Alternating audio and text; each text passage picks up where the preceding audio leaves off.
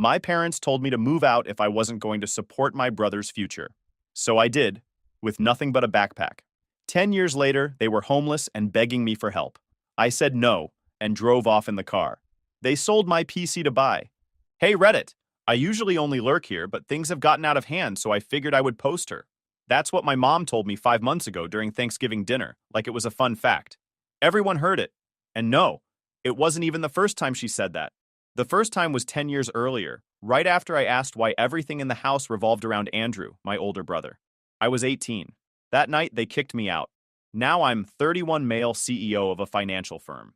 7 figures, penthouse, real suits, not the stuff you rent for prom. And yeah, they want back in. They've tried the whole "but we're family" line. Some people say I'm wrong for cutting them off. So here's the start of it. You tell me. I was born in a decent house. 2 parents, 2 incomes, suburbs, a backyard with a cracked trampoline. Looked normal from the outside. But I was never supposed to be in the picture. My parents had Andrew, 33 male, 2 years before me, and they were content. He was their golden boy from day one. Blonde hair, perfect teeth, the kind of kid who scored goals and smiled for every camera. Teachers loved him. Coaches praised him. My parents treated him like the second coming of Wall Street Jesus. Then I came along. I wasn't planned. They told me that. Proudly. My mom used to joke, "You were our little oopsie." But it wasn't a joke when I heard her say to my aunt over the phone, "Andrew was meant to succeed. Matthew just came along for the ride." That sentence stuck. Still does. Growing up, everything in our house bent around Andrew. The guy never cleaned up after himself. He'd throw his dirty laundry across the hallway like a dog marking territory. My mom? She'd just sigh, "Boys will be boys," and pick it up. Meanwhile, if I left my cereal bowl in the sink, she'd lose her mind. "You're old enough to be responsible." Andrew got a brand new mountain bike when he turned 13. Not some cheap Walmart special, one of those $600 giants with the gear shifters and front shocks. When I turned 13, I got a used bookshelf and a $10 Target lamp. "You like reading," they said. I remember once Andrew accidentally crashed my dad's old Honda, backing it out of the driveway. Screwed up the bumper and taillight. Guess who they blamed? Me. Said I distracted him. I was inside doing math homework. But the king of all moments came during his high school graduation. They threw him a full-blown party. I'm talking tents in the backyard, rented speakers, a banner, food trays from some Italian place. My mom invited everyone. Neighbors, co-workers, random people from church. They made a toast, gave him a new watch. When I graduated 2 years later, I got a small chocolate cake on a paper plate and a "you're lucky we're busy this weekend." And no, I didn't fail. I graduated with a 3.9 GPA, worked part-time at a grocery store to help with bills, and never got into any trouble. But that wasn't enough. Not when you're standing next to Andrew, the future lawyer. He wasn't even a good dude. Dude was smooth, I'll give him that. He could lie with a smile and charm your wallet out of your pocket. Teachers thought he was brilliant, but I saw his search history. Half his schoolwork was bought online. My dad found out once, shrugged it off. He's learning to delegate. That's leadership. Meanwhile, if I forgot to vacuum one Saturday, I'd get a full 20-minute lecture on how I'd never survive in the real world. Once, I needed $20 for a school field trip. Took me 4 days to get it. Andrew came home once with $200 missing from my dad's wallet, said it fell out. No one blinked. By the time I was 17, I had a job, a solid GPA, and barely left my room. Not because I was emo or depressed. I was tired of proving, of talking, of trying. Andrew strutted through life like everything was owed to him. He was that guy who thought he was too good to wait in line, too smart to study, and too important to be wrong. The worst part? The world let him get away with it. So did our parents. I think they liked the version of him they made up in their heads more than the real one. I remember this one night, we were both sitting in the living room. He was on the couch, scrolling through his phone. I was on the floor fixing my laptop, busted hinge. I'd been saving for months to buy a new one, but couldn't afford it yet. I asked him if he had any leftover parts or cables from his old machine. He laughed and said, "You should just ask Mom and Dad to get you a new one." Worked for me. I looked at him. He wasn't joking. He actually believed that if he asked, he'd get it. And he wasn't wrong. They bought him a MacBook the following week to help him with college apps. I was still taping the corner of my screen shut every night. So yeah, by the time I hit 18, I knew what the deal was. I was the extra. The spare tire, the backup plan. They weren't cruel about it. That's the thing. It was worse than cruel. It was polite indifference. And when I finally brought it up, Asked why I always got the short end? They didn't even argue. My dad folded his paper and said, "You need to stop being dramatic." And my mom? She looked me dead in the eye and said the thing I'll never forget. We only wanted one child. Straight face, no hesitation. That's when I knew. It didn't matter how much I worked, helped, studied, saved, or stayed out of trouble. I wasn't a son to them. I was just the leftover. And the leftover was about to make a move they didn't see coming. I was 16 when I started building up the dream.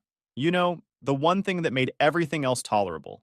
I didn't care about sneakers, parties, or prom. All I wanted was my own custom-built gaming PC. It wasn't even about gaming, not really. It was about ownership, control, something that was mine, that I built from the ground up piece by piece. No handouts, no begging, just me, a summer job, and a spreadsheet taped to my wall tracking every part. CPU, GPU, RAM, case, PSU. I used to watch PC building YouTube channels like they were religion. Every extra shift at the grocery store went into that build. I skipped meals sometimes just to save more. I didn't spend on clothes, didn't upgrade my cracked phone, didn't go out. My friends called me frugal. Truth? I was desperate. I was finally going to have something that couldn't be taken from me. Or so I thought. By the time I was 17, I had just over $1,400 saved. Enough to get a mid-tier but solid setup. Ryzen chip, 16 gigabytes RAM, decent graphics card. I even planned to paint the case myself with matte black and gold detailing. That money sat in a shoebox under my bed for months. I didn't trust banks, and, ironically, I especially didn't trust my parents. That shoebox was my vault. I kept the bills wrapped in a rubber band like a broken little mobster. I'd pull it out at night and flip through the stack, just to remind myself it was real. Until the day it wasn't. It was a Sunday. Andrew had just gotten back from some 2-day business mentorship retreat he found online. Walked through the door like he'd been crowned emperor of tech startups. Aviators on inside, some knockoff leather briefcase swinging at his hip. Mom rushed to greet him like he'd returned from war. "How was it, sweetheart? Did you learn anything?" He smiled like a politician. "Mom, I've got a pitch deck and everything. I just need startup capital. They said I've got potential." She looked at him like he was Elon Musk's younger cousin. "We'll figure something out." That sentence should have raised alarms. Instead, I went upstairs, minding my own business. 2 days later, I came home from my shift. My shoebox was gone. Not moved. Gone. I tore through the closet, flipped every drawer, lifted the bed, checked under the mattress. Nothing. At first, I thought maybe Mom cleaned my room again. She had this habit of going in unannounced. Treated my space like it was a storage unit she rented out. I marched downstairs. "Mom, have you seen my shoebox?" She didn't look up from her crossword puzzle. "What shoebox?" "The one under my bed. With the money. The PC savings." She paused. Just for a second. That pause said everything. "Your dad and I needed it for something important," she said, like she was talking about borrowing the car. I blinked. "You... what?" She finally looked up. "It was just sitting there. And it's not like you're using it for anything urgent?" I stared at her, jaw clenched. "It was for my computer." She waved her hand like I'd said I was saving for action figures. "We'll make it up to you." Turns out something important was Andrew's startup fund. The kid wanted to create an app that paired gym trainers with clients. He called it FitFuse or some garbage like that. Had no coding background, no plan. Just buzzwords and ego. And my parents? They ate it up like gospel. "He just needs a chance," Dad told me when I confronted him later.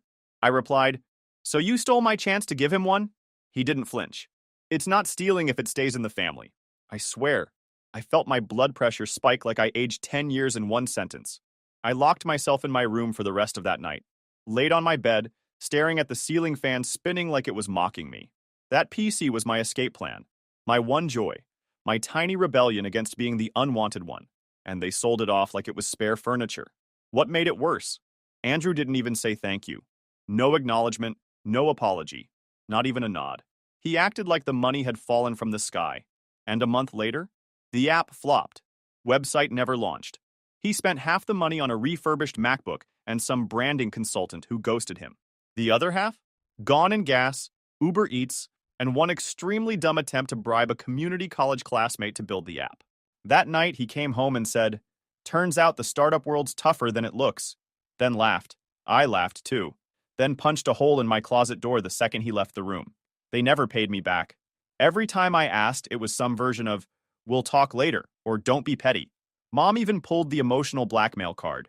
Do you have any idea how hard it is to raise two boys on a budget? I said, then maybe you shouldn't have robbed the one who wasn't throwing money down the drain. She looked offended, like I was the problem.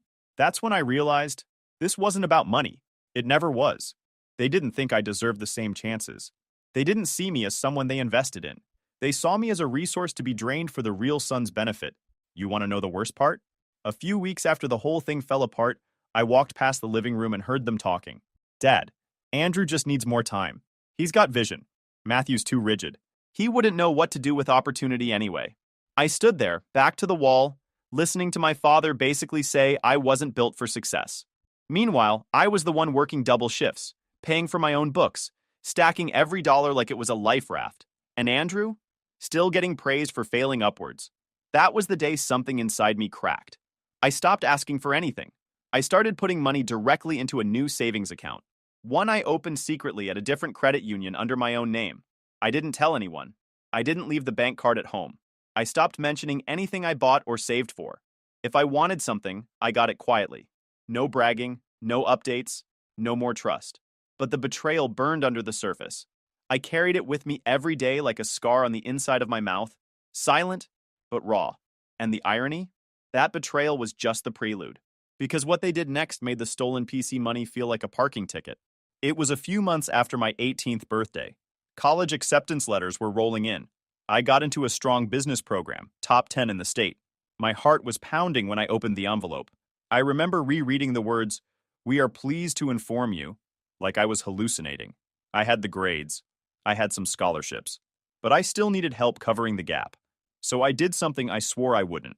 I asked my parents for help. That conversation, it deserves its own chapter. Because that's when they told me the college fund I'd been building since I was 15, under my dad's name, was gone too. That's when the last string snapped. That's when I finally saw them not as parents, but as people who never saw me as a son. I still remember the envelope. Thick cardstock. Blue seal.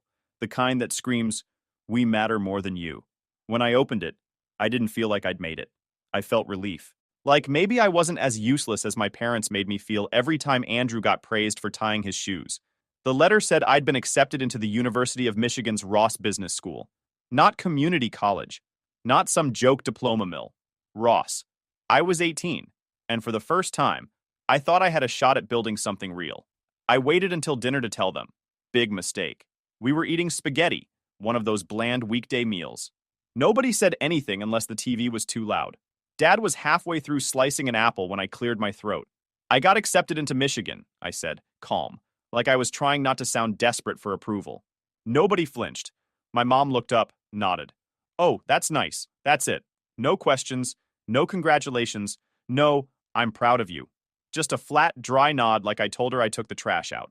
Andrew, across the table, didn't even blink. He was pouring soda like this was beneath him. I laid the letter on the table. I got a partial scholarship. I still need to cover about $20,000 a year. If you guys can help with the first year, I can get loans and work to handle the rest. Dad didn't even look up. We don't have it. That sentence was surgical. Cold. Director. No sugarcoat. Just a verbal boot to the ribs. I blinked. I've been saving since I was 15. That account, my college fund, it should have close to $12,000 in it. The room went still. My mom froze. Dad looked up finally and said, "We used it. Used. It. No warning, no heads up, not even a conversation." Used it on what? I asked, my voice cracking, even though I swore I wouldn't give them the satisfaction. Andrew needed help, my mom said, folding her napkin like she was done with the subject. His pre-law program wasn't cheap? I didn't speak. Couldn't. Andrew took a slow sip of soda. Didn't say a word. Let me be clear. I worked from the age of 15. Grocery store. Dishwasher. Hell, I even helped repaint fences in the neighborhood for side cash. Every dollar that didn't go to bills went into that account. I couldn't open one myself, not until I turned 18. So my dad offered to keep it safe under his name. He promised, "I won't touch a cent. It's yours."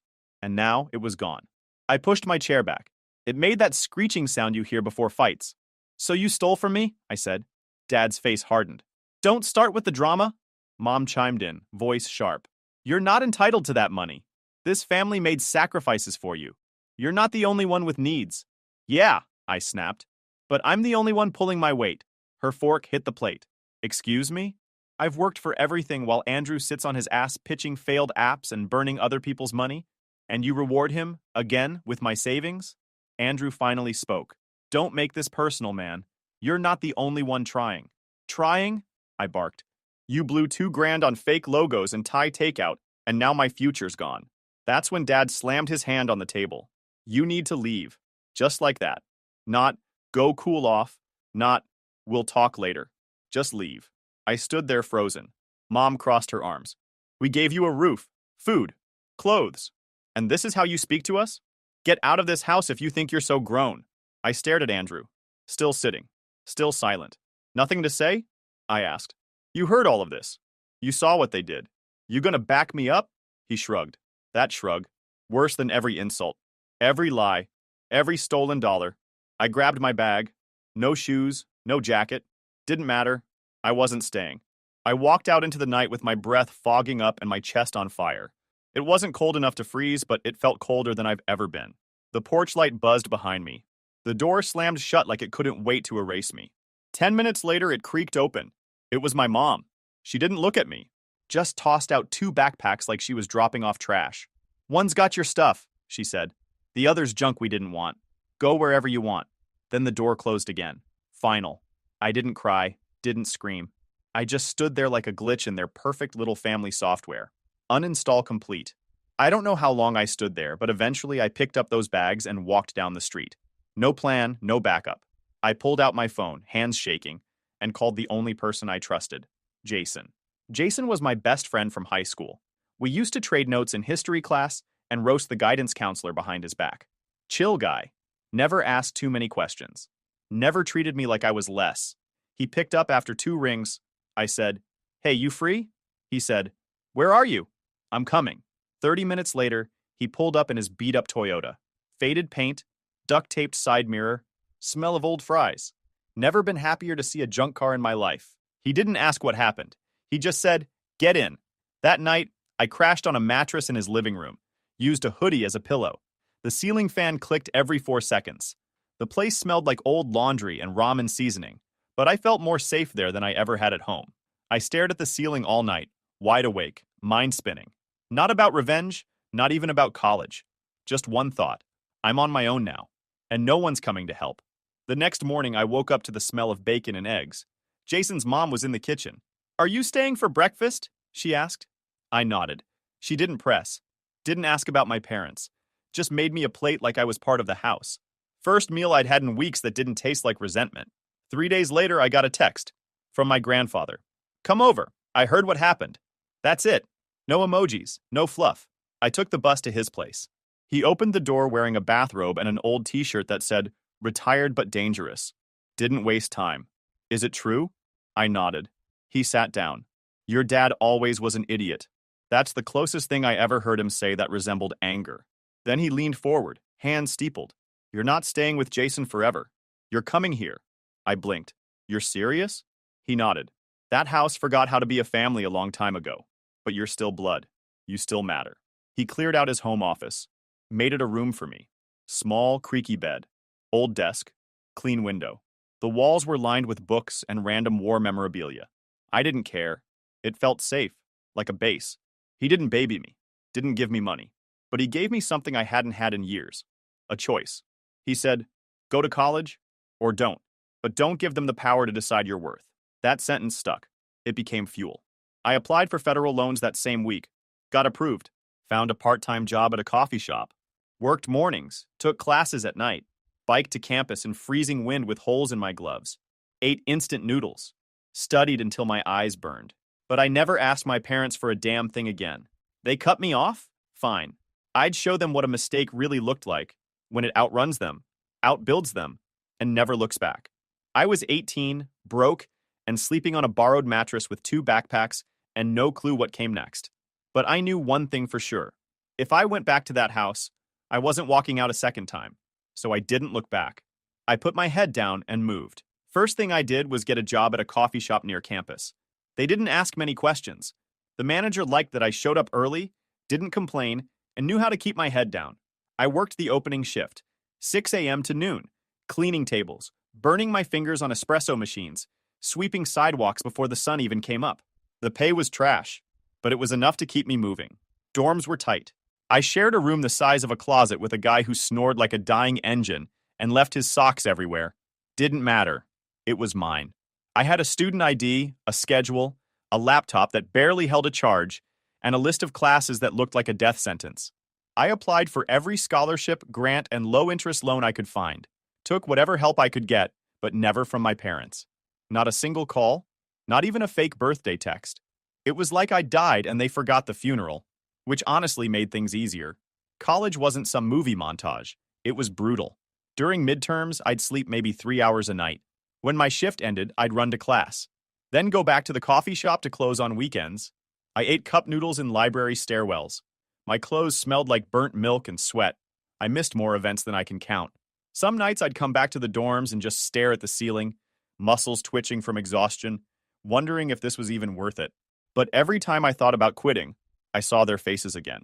My mom's cold stare, my dad's smug tone, Andrew's silence. I remembered the PC money, the college fund, the night they tossed my bags like garbage, and suddenly I wasn't tired anymore. There was one person who stayed in touch, my Aunt Everly. She wasn't loud about it, just little check-ins, a text before exams, a call after a rough week. She'd swing by once a month with hot food or cold meds. She never asked for details, never pushed for gossip. Once I told her I was fine, and she said, "You don't have to be.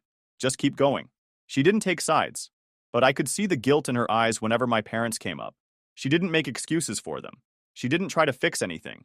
She just showed up, quiet, consistent, and exactly when I needed it. Graduation came fast. I was 22, standing on a crowded lawn in a cheap gown, holding a degree with my name on it. The sun was out, the wind was light, and I didn't scan the crowd. I already knew they weren't there. They didn't even know the date, but Everly was. She sat 3 rows from the back with a bouquet of gas station flowers and a proud smile that said everything I never heard from my parents. I didn't cry. I didn't get emotional. I just looked at her, nodded, and said, "I made it." 3 months later, I got an offer from a mid-sized financial firm in Chicago. Salary was $72,000 starting, more than fair for a fresh grad. I accepted on the spot. I moved into a shared apartment with 2 other guys, one who played guitar at midnight and another who stole food like a raccoon. Didn't care. I was working. I was building. I tracked every dollar. Split paychecks into rent, loans, savings, and don't touch unless you're dying money. I skipped vacations, turned down parties, lived on black coffee and pre-packed rice bowls. Every dollar was ammo. Every hour was leverage. 4 years passed. By 26, I'd paid off every loan and had 5 figures in savings. No debt, no help, no shortcuts, just grind. The turning point wasn't dramatic. It came in a small moment. I was sitting in a team meeting, watching a bunch of execs debate over a company's liquidity crisis. They were going in circles, spewing jargon, but I saw the answer, clear as day. I wrote it out, showed it to my supervisor after the meeting. He looked at it for 5 seconds and said, "Damn, this could have saved us an hour." I wasn't trying to impress. I was just wired different. I understood money because I had to fight for every cent. These guys played with it. I survived on it. That's when I started thinking, I could do this better. The idea of starting my own firm started as a whisper, but it didn't leave. I'd catch myself rewriting pitch decks in my head, rethinking how meetings were run. I started studying mergers in my free time, took online courses on business law, wrote plans in a Google Doc no one knew about. I didn't tell anyone, not even Jason. But every night after work, after the gym, after dinner, I'd stay up mapping it out. Clients, services, structure, numbers, no fantasy talk, no hype, just the math. Lynx Capital started as a file name on my laptop. It became real when I pulled the trigger. I took $20,000 out of savings, rented a small office, 3rd floor of a busted building, no windows, water stains on the ceiling. I hired 2 interns and a secretary from Craigslist, used folding chairs for the first 2 months. No website, just a mission. We don't sell fluff. We fix problems. Fast. Our first client came through a contact at my old job. Their books were a mess. Cash flow was bleeding. We cleaned it up in 6 weeks. After that, word spread. By the time I turned 30, Lynx Capital was pulling 7 figures. I wasn't rich yet, but I was finally undeniable. Then Thanksgiving happened. Out of nowhere, Everly called and asked me to come to dinner. Said the whole family would be there. My first instinct? Hang up. But she said one thing that changed my mind. It's time for them to see who you became and who they lost. I didn't go for peace. I went to confront not with yelling, not with fists, with facts. I pulled up to her house in a clean black car. Nothing flashy, just sharp. Carried a bottle of wine that cost enough to make a point. Walked in and scanned the room. There they were, my parents, Andrew. Same smug posture, same fake smiles. When they saw me, they barely reacted. Andrew smirked. Well, look who decided to crawl back. I didn't respond, didn't need to. I just watched, quiet, collected, and waited for the moment. Because this time, I wasn't the kid who got kicked out. I was the guy who held the hammer. The thing about returning to a place that once broke you, you don't feel small anymore. You feel surgical. I didn't show up to Thanksgiving wearing a crown. I showed up in a charcoal suit with quiet confidence. Everly opened the door before I knocked. You came, she said, surprised but solid. I nodded. You asked. Inside, the house was already loud. Clinking forks, shuffling chairs, TV humming in the background. But as soon as I stepped in, the energy shifted. Some faces turned. Some blinked like they'd seen a ghost. Others acted like I was just a cousin from out of town. My parents didn't even pretend to be awkward. My dad gave me a nod like I was the plumber here to fix the leak. My mom raised an eyebrow, then turned away like she smelled something stale. Andrew? He made sure to be louder than everyone else. Well, well, well, he called out from across the room. Look who finally came home. That's a nice bottle, Maddie. You trying to impress us? I smiled. Short, clean. I don't try. I walked past him. Didn't break stride. Just enough to make it clear. I wasn't here to perform. I was here to observe. Everly made space at the dinner table. I sat, sipped my water, and listened. For 45 minutes, I said nothing. Just watched Andrew work the room like a wedding DJ, telling stories, name-dropping, tossing in buzzwords he barely understood. And now with this new client, my team's looking at closing a $2 million deal. That caught attention. People turned. Chatter dipped. My mother chimed in like she'd rehearsed it. It's with Lynx Capital. Very big name now. You've probably seen them in the business news. My father nodded proudly. One of the top financial firms in the state. I nearly laughed, but I didn't. Because I already knew what they didn't. The company Andrew was bragging about? Mine. He wasn't on the deal. He wasn't in the meetings. He wasn't even on the radar. I personally negotiated that contract. Spent 6 weeks going back and forth with Bennett and Rowe Capital's director. Andrew must have overheard something at work and decided to LARP his way into the credit. And here he was, spinning it like he'd just rescued the economy. I sipped my water. Let the room eat it up. The moment to strike would come. And when it did, it wouldn't be loud. It'd be surgical.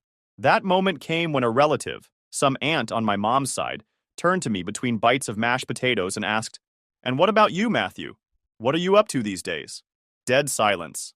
My dad's fork stopped midair. My mom looked down. Before I could open my mouth, my father cut in. Matthew hasn't done anything worth mentioning. I stayed quiet. He continued. He's always been a little off track. You know, not everyone finds their place in life. He was kind of, well, an accident. We only ever planned for one child. Someone gasped, someone else coughed. Andrew smirked. I didn't flinch. I'd heard that line too many times. But this time, someone else responded. Everly. She stood up slowly, set her glass down. That's enough. Her voice wasn't loud, but it sliced through the room like a mic drop. You don't feel embarrassed saying that in front of all these people? She turned, eyes sharp. That mistake you disowned? He's the one who built something out of nothing. He's the one who never took a cent from you after you kicked him out with a pair of torn-up backpacks. And you're sitting here acting like he owes you silence? She looked around the room, then landed on Andrew. And Matthew isn't just doing fine. He's the founder and CEO of Lynx Capital. Yes, that Lynx Capital. And he didn't need to use anyone's name to get there. The room froze. Andrew's face dropped like a bad poker hand. But he recovered fast. Cocky people always do. He stood up, tone dripping with fake laughter. That's ridiculous. Are we just making things up now? Matthew's the CEO? Please. I'm literally about to close a deal with them, and I've never even seen his name in the emails. He looked at me, smiling, daring me to flinch. Mom jumped in. This boy's always been a dreamer, always reaching for things out of his league. Dad followed. What's he ever built? Some paper company in a rented office? I waited. Let them finish. Then I said one sentence. You have 5 minutes to apologize. Dead quiet. Someone dropped a fork. My mom actually laughed. Apologize? For what? I stood up, calm, hands in my pockets. I wasn't going to embarrass anyone tonight, but since we're making things public, fine. I pulled out my phone, walked to the side of the room, and dialed. Everyone watched. It rang once, then connected.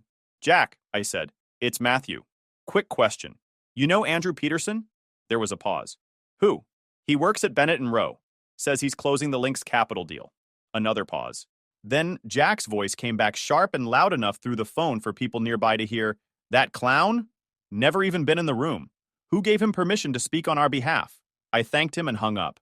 2 minutes later, Andrew's phone started ringing. He stared at the screen like it was on fire. He answered, walked away, but not fast enough. Jack's voice boomed through the speaker.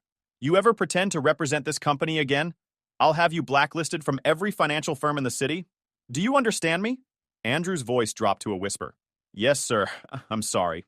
I sat back down. Nobody moved. Nobody spoke. I looked at my father. Still think I haven't done anything worth mentioning? He stared at his plate. My mom opened her mouth, then shut it. Andrew returned, white as paper, sweating through his dress shirt. No one clapped. No one defended him. The silence? Delicious. Everly leaned over and whispered, that was overdue.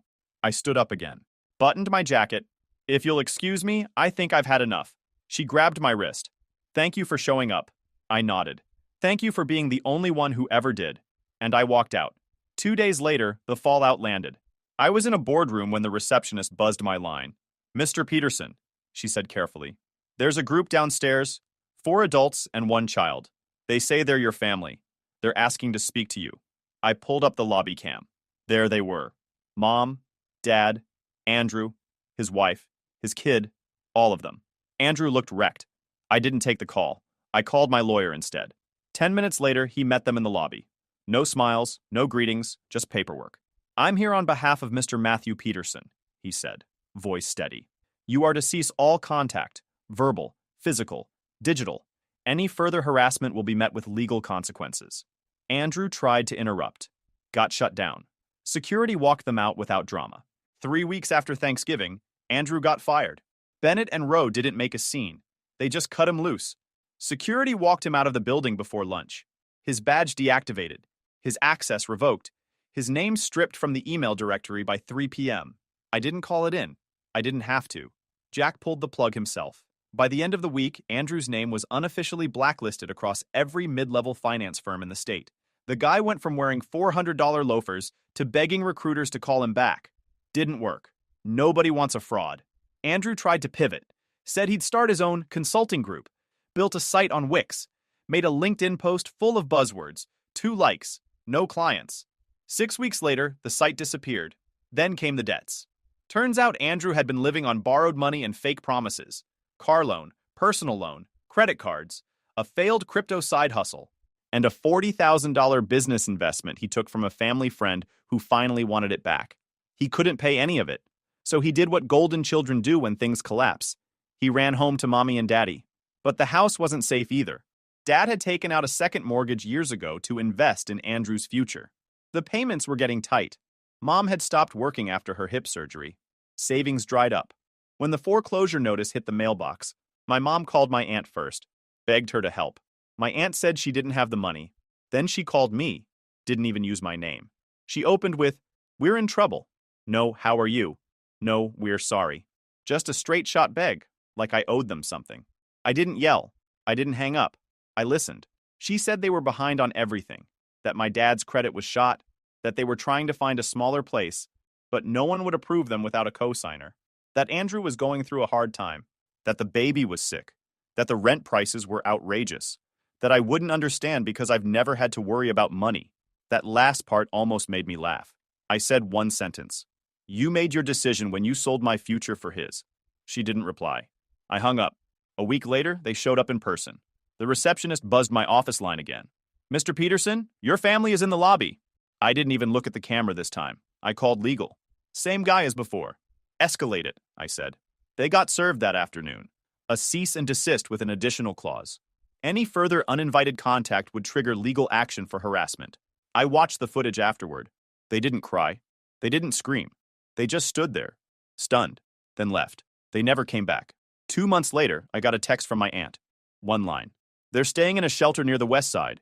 House is gone. Credit's gone. They're broke. That was it. Andrew applied for bankruptcy. My father tried to drive for Uber, got denied for insurance reasons. My mom filed for early Social Security and got denied on a technicality. The shelter let them stay for 30 days. Then they were rotated out. They tried couch hopping. No one wanted them. Jason sent me a photo once. My parents outside a public library with 2 plastic bags and no plan.